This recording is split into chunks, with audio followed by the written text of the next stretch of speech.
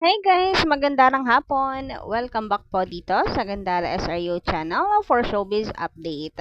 Andito na naman nga po akong muli nagbabalik upang maghatid po sa inyo ng latest update at fresh happenings patungkol sa Kim Pao. Kaya naman, kung di ka pa nakaka-subscribe, i-click mo na agad-agad yung subscribe button at notification bell para mag-i-updated at tuna ka sa mga nilalabas nating balita. Anyway, happy Monday po sa ating lahat. Ayan, muli na naman po nating masisilayan ang beauty ni Kimi sa Showtime. So, grabe ang bilis ng araw. Bukas guys ay magpasikat na ng Team Kim Chu. So, excited na po ba kayong lahat? Kasi ang alam ko, Team Tuesday nga po sila, 22.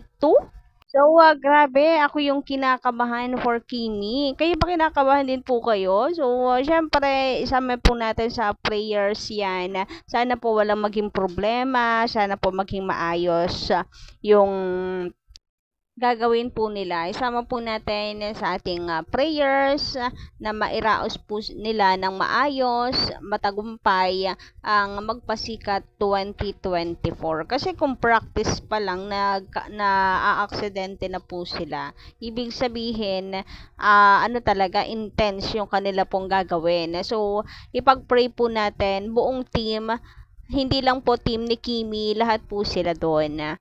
And I hope na sana ay manood po si Paulo ng live para mabantayan na ma-make sure po niya na safe si Kimi. So, magiging masayang-masaya po tayo pag nakita natin si Papi Paulo na nanonood ng Magpasikat 2024. Kahit siguro wag na sa audience, kahit sa backstage na lamang siya para mababantayan po niya si Kim Chu. So, good luck Team Kim and good luck po sa lahat. May the best team win. Samantala, sabi naman po dito ni Miss Angeline, ang love po hindi nasusukat sa social media kundi sa gawa. Yes, totoo po yan. Sabi ko nga iba-iba po tayo ng act of language. Ng act of ano ba yan? Ng love language. And kung akong po papipiliin, mas gusto ko po na ang love language ay act of service. Mas madalas nandun po ang forever. Naku, maniwala kayo sa akin kasi masyadong cheesy, masyadong nako, showy. Anyway, sabi dito, agree 100%. Wala sa salita kundi sa gawa ang pagmamahal. Big true, aanhin mo ang trending love sa social media kung fake naman. Kaya nga po ako, contented na po ako sa pinapakita po ng Kim Pao. Kaysa naman po guys sa niloloko yung mga fans, yung para lang po i-feed yung satisfaction ng mga fans, mag-aano na lang po, mag-post kahit hindi naman totoo. So, mag-igi na po yung private, basta totoo yung pagmamahalan nilang dalawa. Sabi nga po sa comment, nasa gawa yan, wala sa salita. Samantala, eto naman guys, ang maagang update ni Papi Paulo sa kanyang IG. Ayan, at mukhang masyado atang maaga ang paayuda ni Papi Paulo. And bilang fan, ako, siguro makaka-relate kayo dito sa akin. Napanay na, dilat na dilat po ang mga mata. Baka meron po tayong makita.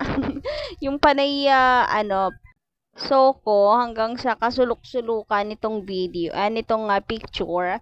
So, pati po reflection ng glass, ayan, baka meron tayong makita, ganyan, baka merong gamit, si Kimi na maligaw, ay, So, alam na guys, pa-help naman, yung mga may matang lawin dyan, baka naman, pag ganito, bitin bitin. Pero since pala decision tayo, malamang nandyan din si Kim Chu. Nasa CR lang, malay nyo naman, di ba? Maaga niyang sinundo si Kimi. Kasi mayroon pang ganap si Kim Chu di ba? Or po pwedeng kahapon po ito. Tapos ngayon niya lang po in-update para naman hindi halata. Kaso doon sa video ni Kimi, hagip siya So, paano ba yan? Hindi na may tatanggi, hindi na may tatago kahit mag-late upload pa si Papi Paulo. And kahit ayaw nila pahalata, halatang halata naman sa ngiti pa lang ni Kim Chiu, di ba? Yan, no? Yung mga ngiti niyang yan, na malamang kasama niya si Papi Paulo dyan. Hindi maitatago. Huwag kayong mag-alala, Kim Pao. Wala namang magagalit. Actually, marami pa nga ang matutuwa. Baka magpa-fiesta pa kami sa sobrang saya. Samantala, meron naman pong good news na hatid si Papi Paulo para po sa mga tumatangkilik dito sa Brilliant. Ayan guys, at 30% off po every 10 a.m. to 1 p.m. Yan po ang latest promo po nila. Glow Hour, enjoy 30% off every 10 a.m. to 1 p.m. until December 31 po yan. Ayan, may enjoy nyo pa po hanggang December 31. Kaya pag may oras po kayo, book a session now na agad-agad to enjoy the 30% off at para masuportahan po natin ang ini-endorso ng Kim Pao ni Paulo Avellino. Samantala, nakakakilig naman po ang Kim Pao dito, lalo na po si Paulo Avellino kasi hindi po niya mapigilan na i-express yung kanyang nararamdaman. So, gustong-gusto pa niya pala talaga niyang halkan dito si Kimi. Grabe nga naman yun. In love na in love. Kissable lips siguro si Kimi, kaya gustong-gusto ni Papi Paulo. And gandang-ganda siguro sa kanya that time. Kaya feel na feel po niya. Gusto niyang i-kiss si Kimi. Ang kulit lang guys, kasi nga, para-paraan din itong si Papi Paulo. Sige, i-kiss mo na yan. Walang pumipigil. Papi Paulo, iyong-iyo na yan. Sa BTS nga po kasi, dinigin sinabi ni Papi Paulo na kung gusto daw ba na mag-kiss silang dalawa para mas sweet nga naman tingnan. Grabe nga yun na hindi nakapagpigil si Papi Paulo. Ang ganda ba naman po kasi ng binibini na nasa kanyang harapan. Yeah. Samantala, sabi dito, Gindara, research nyo sa Google, kasal na sila, secretly married. Kaya pinatunayan ni Paulo na di niya pakakawalan si Kimi. Yes, totoo po yan, nabasa ko na nga po yun. Nakita ko na po yun. Kapag sinerch mo daw po, pag sinerch mo na kung kasal na si Kim and Paulo, yun po yung lumalabas na yes, kasal na daw yung dalawa. Masarap pakinggan, guys, kasi mukhang ito yung sinasabi ni Ogie Diaz, chuchuchu, ganyan-ganyan. Confirmation na lang po talaga ni Kim and Paulo yung kulang. Kaya siguro hindi na rin pumalag itong si Kim pag tinatawag siya na Kim Chiu Avellino.